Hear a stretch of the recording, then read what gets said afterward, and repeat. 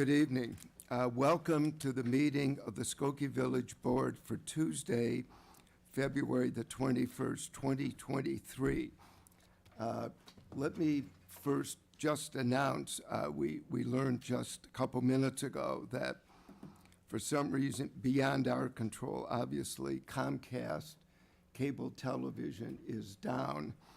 The meeting is accessible through YouTube, of course, still. So we're still trying to figure out what happened, and we will pursue that. This evening, it's a pleasure to welcome back our village clerk, Pramod Shah, and Pramod will lead us in the Pledge of Allegiance. I pledge allegiance to the flag of the United States of America and to the republic for which it stands, one nation, under God, indivisible, with liberty and justice for all. The meeting will come to order, and before calling the roll, I would like to ask for a motion to permit Trustee Klein to participate in this evening's meeting remotely. Trustee Kuhn, seconded by Trustee Sutker. Please call the roll. Trustee Sutker. Aye. Trustee Robinson. Aye. Trustee Kuhn. Aye. Trustee Johnson. Aye. Trustee Pure Slovan. Aye. Mayor Van Dusen. Aye, the motion passes. Welcome. Thank you. Hope you're feeling better. I am. Thank you so much. The meeting will come to order. The next item on the agenda is approval of the consent agenda. A motion is in order. Trustee Johnson, seconded by Trustee Pure Slovan. Is there anything on the consent agenda anybody would like to have removed? I'd like to have two things removed if possible. 8B, the Plan Commission resignation, just because I'd like to make a comment about our Plan Commission. And I'd also like to ask for 11A to be removed just so I can maintain my vote from the first reading. Okay. Is there anything else that anybody would like to have removed from the consent agenda? If not, please call the roll. Trustee Sutker. Aye. Trustee Robinson. Aye. Trustee Kuhn. Aye. Trustee Johnson. Aye. Trustee Pure Slovan. Aye. Trustee Klein. Aye. Mayor Van Dusen. Aye, the motion passes. I would like to thank Melissa. Melissa, there she is. Thank you for your volunteerism. We appreciate it. You can be sure that you'll be put to work very soon. So thank you very much. Enjoyed our conversation the other day. Trustee Johnson. I just want to make a comment. I was going to make this comment at the last meeting, but I think it's more applicable tonight. So with tonight's resignation from the Plan Commission, I just want to offer a recommendation about filling vacancies on the Plan Commission moving forward. I would like to just recommend that potentially starting with this vacancy, that the board consider prioritizing applicants that have a strong background in either environmental sustainability or affordable housing. The Plan Commission is currently working on an affordable housing study, which I really appreciate. And for many years to come, they're going to have a very important role in the implementation of our new sustainability plan. And so since the Plan Commission's in charge of reviewing kind of all major land use decisions, I think having some more local policy experts on the Plan Commission from these specific areas, sustainability and housing, would be really beneficial. So that's just a recommendation I wanted to make. Thank you. Next item on the agenda is report of our village manager, John Lockerbie. Thank you, Mayor Van Dusen and Village Board. Good evening, everyone. Item A is regarding a request for executive session pursuant to Section 2, Paragraph C5 of the State of Illinois Open Meetings Act. A closed session is requested and to adjourn therefrom. A motion to accept the manager's recommendation for an executive session is in order. Trustee Sutker, seconded by Trustee Robinson. Call the roll, please. Trustee Sutker. Aye. Trustee Robinson. Aye. Trustee Kuhn. Aye. Trustee Johnson. Aye. Trustee Pure Slovan. Aye. Trustee Klein. Aye. Mayor Van Dusen. Aye, the motion passes. That completes my report this evening. Thank you. Next item is report of our Corporation Counsel, Michael Lorge. Thank you, Mayor, trustees. Good evening, everyone. Item A is an ordinance that was removed from the consent agenda for second reading and adoption. The first reading was on December 19th.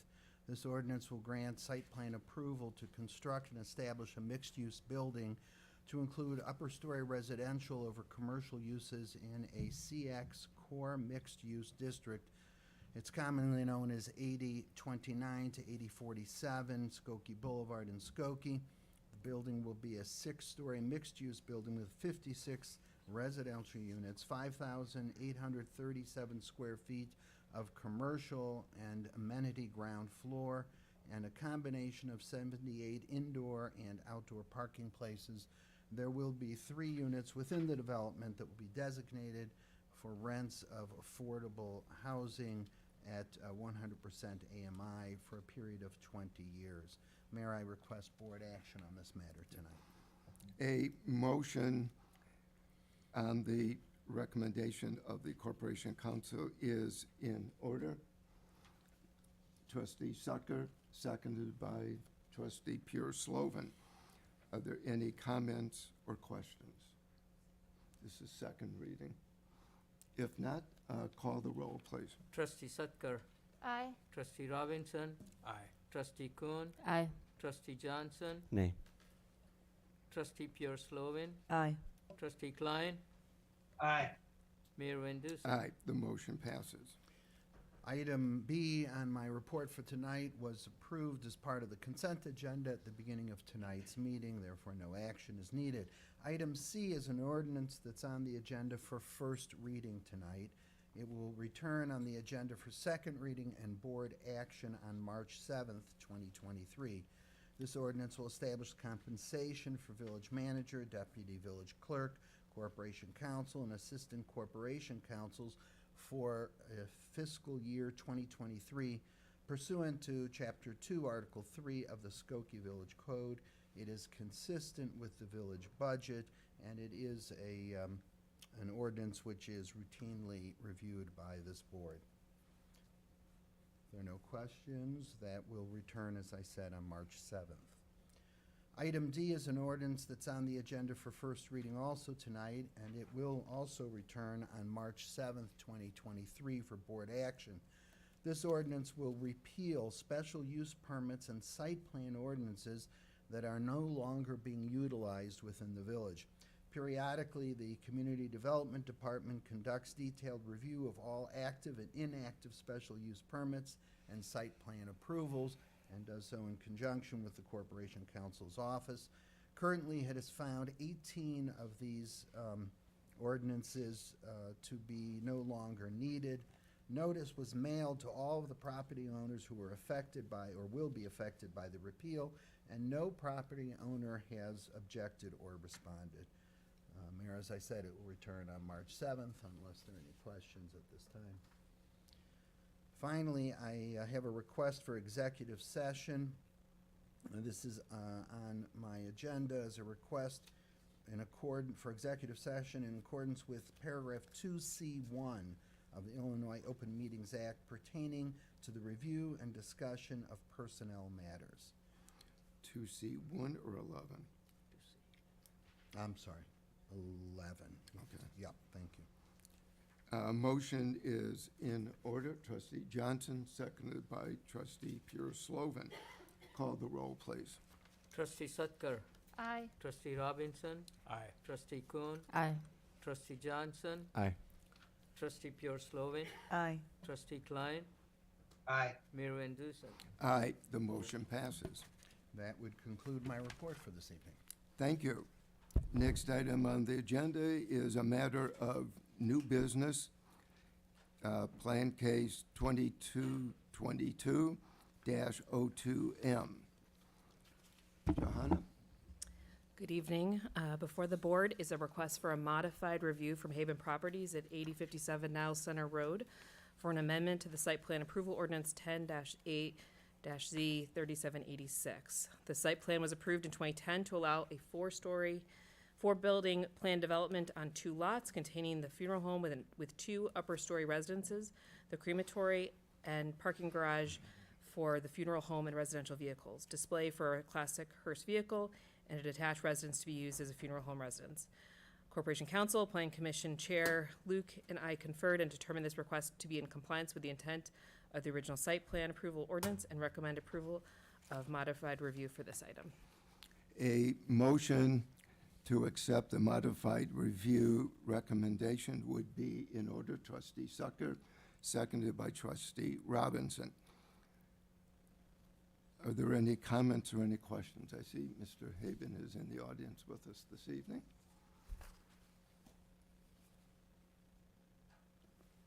Call the roll, please. Trustee Sucker, Aye. Trustee Robinson, Aye. Trustee Kuhn, Aye. Trustee Johnson, Aye. Trustee Pure Slovin, Aye. Trustee Klein, Aye. Mayor Van Dusen. Aye, the motion passes.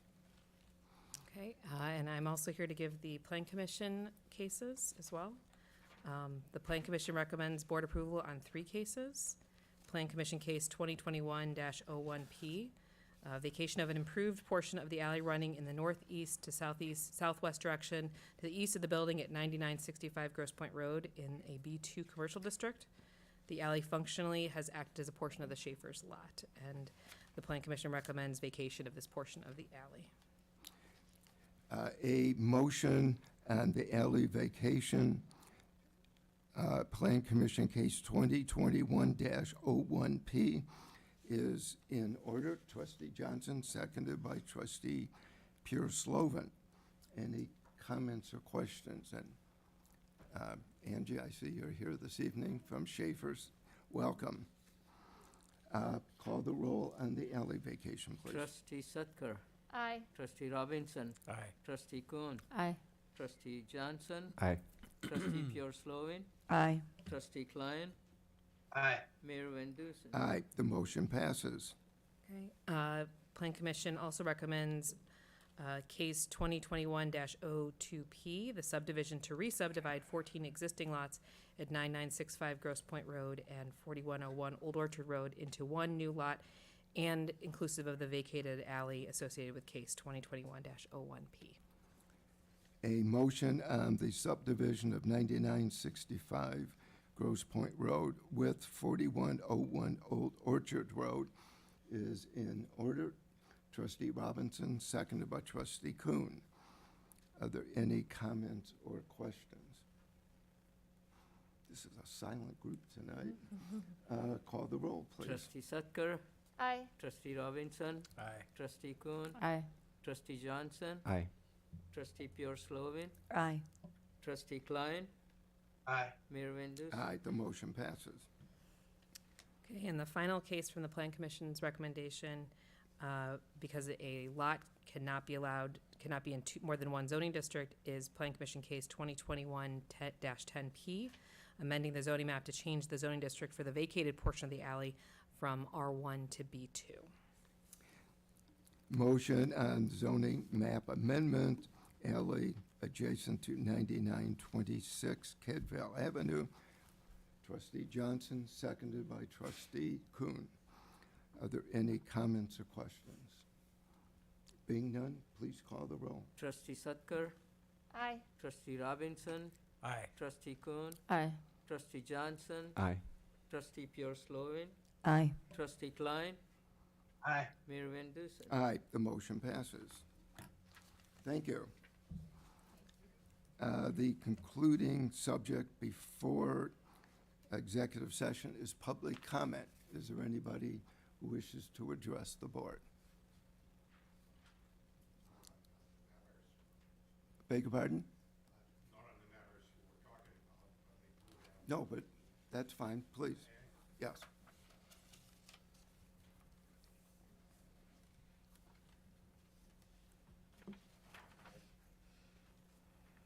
Good evening. If you would come to the microphone, please. Yeah. Good thank evening. you. My name is Boris Wernick, and I'd like to ask the board to help close the hole in a parking ordinance which allows people to occupy nearly the same spot in a zoned parking area for practically entire day. Basically, it's a 90-minute parking zone in front of our block, which was put there in order to keep an open parking for the clients. And people park there for the duration of the day, and the police department cannot enforce it because they move the vehicle 1 foot either direction, and it allows them to reset their time. I mean, that basically eliminates the use of the 90-minute zone, and it should really be changed to where the vehicle cannot occupy the same spot and or be parked within certain amount of feet from that spot. If it's possible to do, it will be greatly appreciated. Which block is this? 4100 Main Street. Oh, And also in our block, there is increasingly people parking at the areas where the vehicles shouldn't be allowed, crossing either the sidewalk or driving all the way through the block on an area where people supposed to be walking safely and which are not designated as a driving areas or parking lots. And obviously that endangers everybody around. could you give Ms. Luke your name and your phone numbers? My name is Boris. No, no, Oh. not public. Thank you, thank you.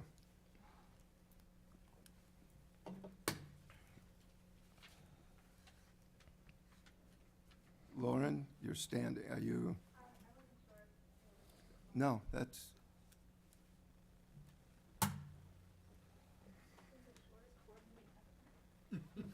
Well, we have an executive session.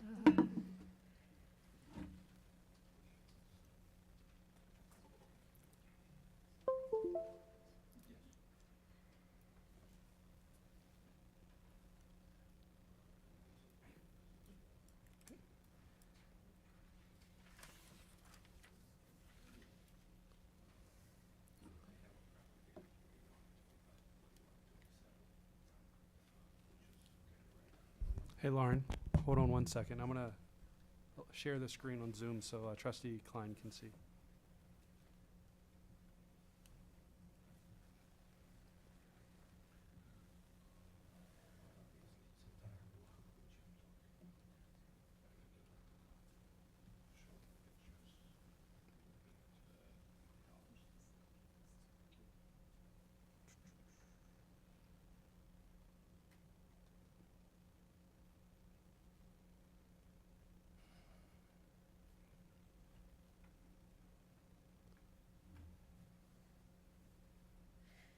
Okay, I've been talking on and, sorry. I've been talking on and off for the past several months about the virtues of passive house construction, but today I want to talk a little bit more about how it works and give you an example. So first of all, the passive house is exactly what it sounds like. It produces at least as much energy as it uses, and this includes all of the energy use, whether gas or electric or whatever. All of the energy production, solar, wind, arrays of gerbils running on wheels, if you know. Here's a case study of this. I have very cool swag. They had a tour of this building, actually, for the Techny Prairie Activity Center in Northbrook. And it was built by the Northbrook Park District a couple of years ago. They received a grant that covered pretty much all of the additional cost of building a passive house building. For the rec centers that I've seen, the cost was 10% higher than it would have been if it was a conventional building. But there are grants to cover that difference. One of the things you have to do is make it airtight, and that requires a blower door test. It will also require carbon dioxide sensors, just to make sure everyone has enough fresh oxygen to breathe, and then air exchangers. There's a cool thing with the air exchangers. Actually, they are able to, so let's say it's winter and it's cold outside and it's warm inside, and you don't want to dump all of your heat out because now all of a sudden you're going to have to heat cold air coming in. So they have a way to actually exchange the heat. The outgoing air gives the heat to the incoming fresh air. You have high efficiency heating and cooling, usually air source or ground source heat pumps. This particular building used only air source heat pumps, and when it was very cold outside, it's supplemented by gas, but most of the time they don't need to run the gas furnace. It's triple paned. I've been talking a lot about that and asking the developers, when you start from scratch, put in triple paned windows. And these particular windows are low E, so they don't allow a lot of solar heating to come in the building in the first place. But they also are positioned strategically to maximize the amount of sunlight that you can use inside the building, so you don't have to run the lights as much. But you don't get a whole lot of solar heating in the summer. This is the array of solar panels, or at least part of the array. This is what we could see out one window. They have 833 solar panels, each of which produces 60 watts. All of the panels together, they produce enough energy to power 40 houses. We have all of this, well, this is a side point, we have all of this real estate of rooftops in Skokie where there is no tree to shade it. I wish we could come together and figure out a way to use that to produce energy. I know we'd have to have some kind of arrangement with ComEd, but. So if you're gonna build a passive house, insulation is key. Your wall insulation should be at least 6 inches thick. The roof insulation in this particular building was R60, which is really high, but it pays off. The walls, I forget they're R34 or R36. That information was on this panel, which you can see me taking the picture here. They have, when you walk in, I urge you to go check out this Techny Prairie Activity Center. It's a really cool building, and they have all of this information there. It's sort of like, hey, you want to find out how we made this really awesome building for you guys? Here it is. Here's what I mean by strategic placement. This is south, and this is east. And here, this is in October. And so you see, like, the sun, in October it doesn't matter as much, and the sun is lower. But if the sun were higher in the sky, this overhang would shade these windows. And this overhang here would shade those windows. So you don't get the solar heating, but you do get to use the light coming in. And then this is what those same windows look like from the inside. This is a track that goes around the big area. This is just a snapshot of October 2022. On their website, they have all of the months from when they went online through December 2022. They do have January, but I don't know if it's complete. So here you see, even in October, the solar production counts as negative watt hours because that's what they're producing, it's not what they're using. And you see, even in October, they have their netting production. I don't know why it looks like it's the other way around over here. But this is a 7-day rolling energy usage. So this particular week was particularly sunny and warm, and they didn't have to heat the building, they didn't have to use the lights, and they generated a lot of electricity. Here is what they do over the course of a year. This was all of all of 2022. And you can see that their 12-month net electrical consumption was negative, so they produced over 30,000 kilowatt hours more than they were using. So what can you do with this? We have the technology currently to do this. This isn't like waiting for some way out there technology. Now is a great time to do this because there are all of these grants available. And the more buildings, this is what I've been saying since May, the more buildings that are not like this, the more buildings that will have to be retrofitted. So where do you come in?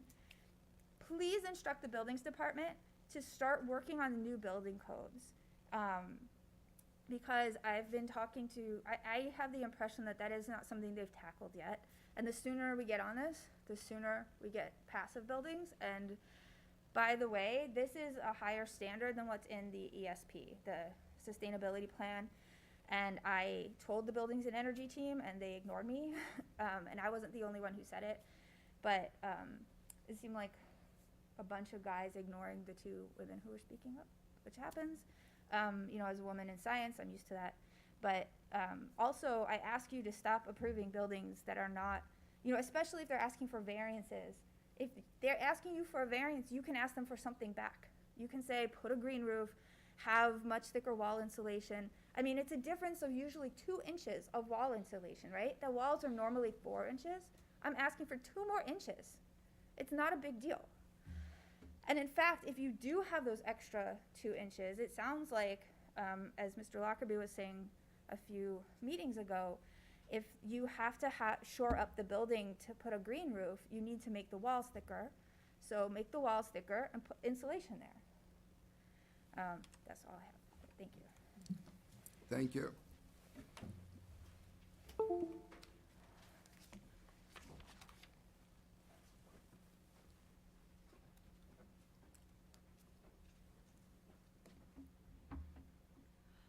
Hi, I'm Emi Yamauchi. I had 4 questions.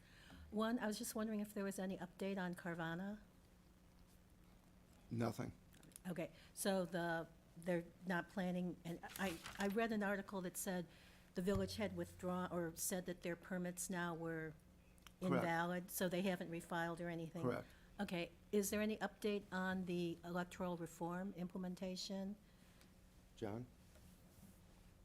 There was a website that was launched last week to provide updates regarding the activity that's going on. Currently, there's a request for qualifications that has been publicized for firms that can provide the legal services to provide implementation guidance. Has been issued. The deadline is this Friday.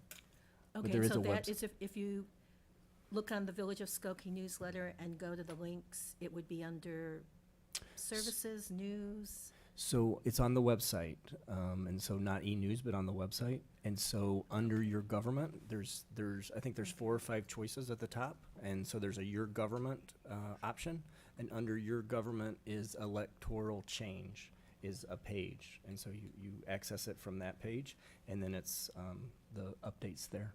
Okay, thank you. You're welcome. And then about affordable housing, I know that there's the upcoming meeting on March 2. I saw the notice in the newsletter that went out, I guess, yesterday or today. I was just wondering, were any other efforts being made by the village to reach out to people for input, like either through religious or cultural organizations or refugee or immigrant organizations, schools, senior facilities, or is it just the newsletter? So there's been a number of outreach opportunities, and in those, there's a email address that is being promoted as housing@skokie.org. And so people are welcome to come to the meetings. They're welcome to use the email address that's being provided. And so we've met with partners and shared the information. I met with a number of intergovernmental, my counterparts with intergovernmental entities, and some of them decided to attend the first session, and so they have spread the word through their organizations. We spoke with the ELL Center in town, and so lots of our partners and the organizations within the community are well aware of the effort. Okay, and then my last question is, when new projects are being proposed and they've put in their application, when is the first opportunity that the public or the neighbors, when is their first opportunity for any kind of input? Is it at the Appearance Commission hearing, or when it gets to plan, or? It could be either the Appearance Commission or the Plan Commission. And there are requirements that the applicants have by law to inform residents who live within a particular area of the plans. Okay, but then let's just say for folks who are interested in affordable housing like me, if I'm not in that neighborhood where the development's taking place, my only recourse would be to keep checking then the website of the Appearance Commission to see what's coming up. Not just the Appearance, the Plan Commission. There are 2 separate commissions. Right, but it starts at Appearance, right? I mean, that would be the first It can, opportunity. but I mean, technically, it could go to the Plan Commission Directly? and then the Appearance Commission. Oh, okay. They're both separate, and they have separate jurisdictions. Okay, so there is no actual, I guess, process, it could go either way? I mean, there's not like step 1 here? Ordinarily, it goes to the Appearance Commission, then the Plan Commission. Okay. But I'm just Thank you. saying, it's not impossible. For some reason, the Appearance Commission is backed up, and the Plan Commission technically could take a project up, and then it would go to the Appearance Commission. Okay, thank you. You're welcome.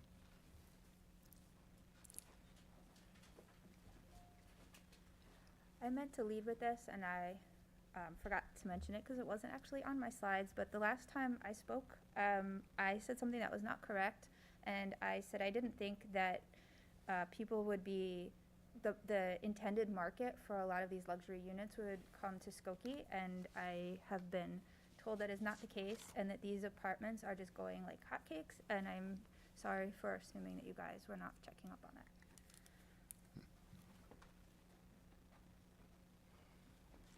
Hi, just as a follow-up to Emmy, because what I don't understand is the process, because it seems to me they've talked to staff long before things get to the Plan Commission, or any of the commissions, right? If a developer comes, he would talk to staff first to, like, say, we want to do this? Right, yes. And so there's no way the public could, like, find out then? They can only find out when it's Well, already pretty much done? That's what it feels like. Things are like done deals when they get to Plan Commission?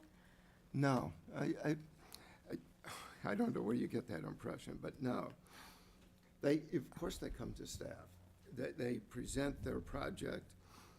The staff reviews it to make sure that it conforms to the village's ordinances and the village's policies, and then advises them accordingly and tells them what the process is. They may or may not know what the process is, and advises them. And then it's scheduled for the Plan Commission and/or the Appearance Commission. But my impression is that it's already been like a couple years in development by the time the Plan Commission gets it? Not I mean- necessarily, no. It can't, you could have an interruption like COVID. Right. Several of the projects that the village board has taken up in, I would say, the last 3 or 4 months had their genesis pre-COVID.